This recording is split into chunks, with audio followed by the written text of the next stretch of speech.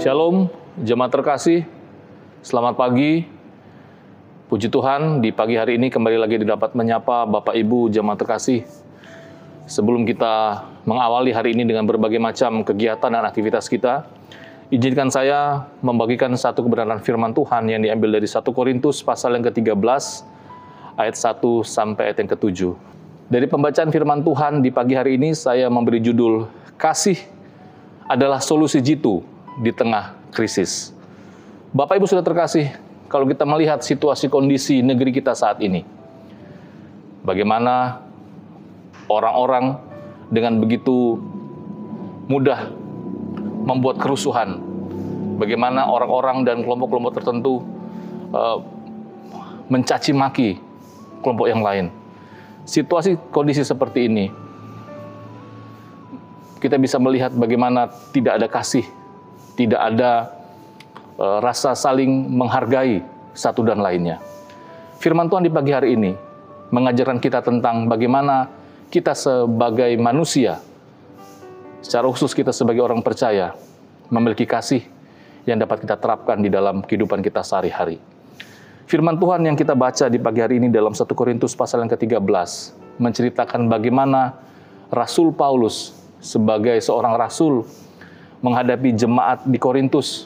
Memang berbicara tentang jemaat di Korintus adalah jemaat yang mungkin kurang ideal dibanding dengan jemaat di Efesus ataupun jemaat di Filipi.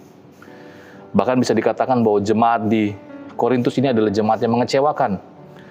Bahkan kalau kita melihat di dalam beberapa bagian firman Tuhan yang ada di dalam jemaat di Korintus, bagaimana jemaat di Korintus munculnya perpecahan, adanya perzinahan, bahkan juga ada jemaat yang menuntut sesama jemaat, dan banyak hal lainnya yang menggambarkan bagaimana jemaat di Korintus adalah bukan jemaat yang ideal.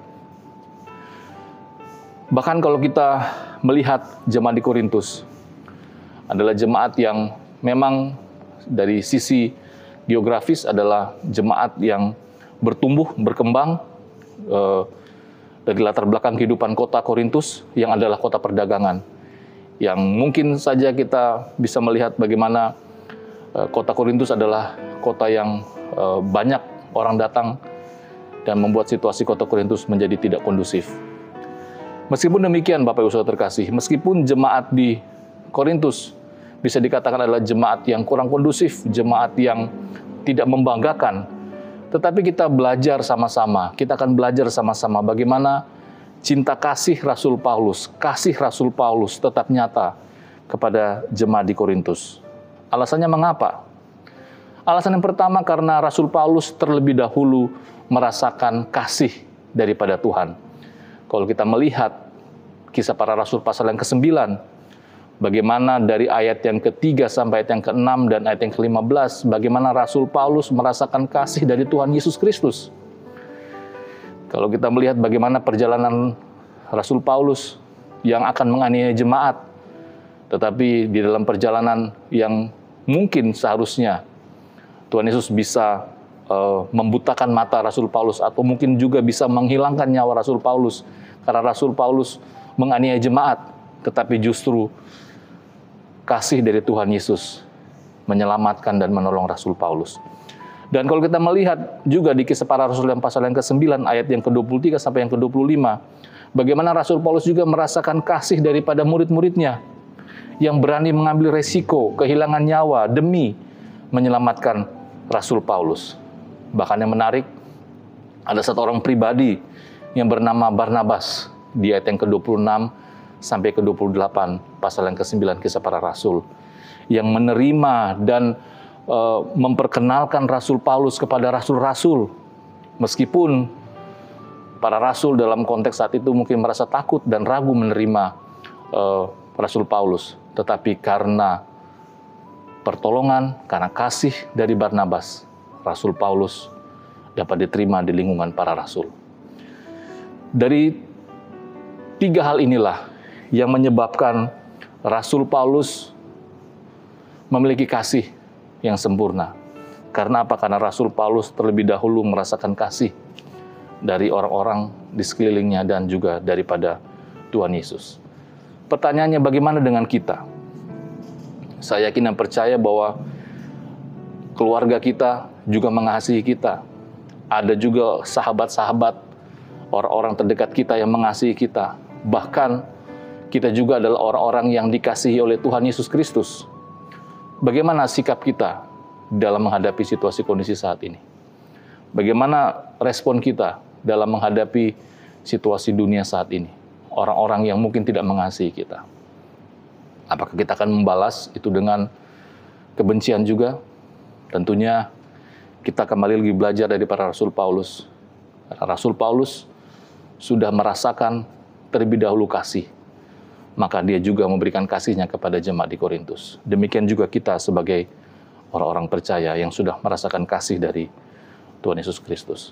Yang berikutnya, dari pengalaman Rasul Paulus ini kita belajar yang kedua adalah bahwa kasih menyadarkan kita bahwa kita adalah satu tubuh di dalam Kristus. Mari kita menjaga kesatuan dengan menjadikan cinta kasih sebagai panglima kita, menjadikan kasih itu sebagai hal yang terdepan di dalam kehidupan kita. Seperti yang kita baca dalam Kisah Rasul pasal yang ke-13 ayat yang keempat, bahwa kasih itu sabar, kasih itu murah hati, ia tidak cemburu, ia tidak memegahkan diri dan tidak sombong, ia tidak melakukan yang tidak sopan dan tidak mencari keuntungan diri sendiri. Ia tidak pemarah, ia tidak menyimpan kesalahan orang lain. Bahkan kasih tidak bersuka cita karena ketidakadilan, tetapi karena kebenaran. Bahkan kasih menutupi segala sesuatu, percaya segala sesuatu, mengharapkan segala sesuatu, sabar menanggung segala sesuatu. Inilah kasih yang seharusnya menjadi cerminan kita sebagai orang percaya. Biarlah dunia, biarlah orang-orang di sekeliling kita tidak menunjukkan kasihnya, tetapi marilah kita sebagai orang percaya menunjukkan kasih kita, menjadikan kasih itu sebagai panglima di dalam kehidupan kita. Artinya menjadikan kasih sebagai bagian utama di dalam kehidupan kita sebagai orang-orang percaya.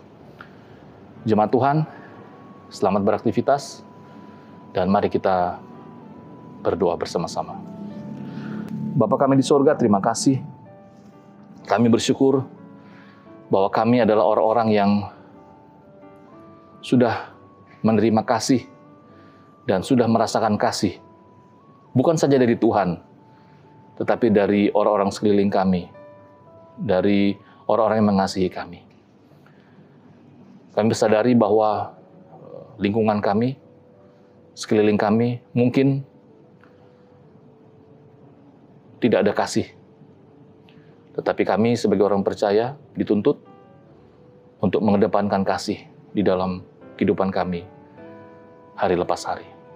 Mampukan kami Bapa, agar hari ini kami warnai dengan kasih yang daripada Tuhan saja. Pimpin kami, tuntun kami. Dan kami terus berdoa untuk situasi kondisi negeri kami. Kami mohon rahmat dan berkat-Mu, kiranya kasih Tuhan, kasih Kristus ada mewarnai setiap kehidupan kami sebagai orang-orang percaya.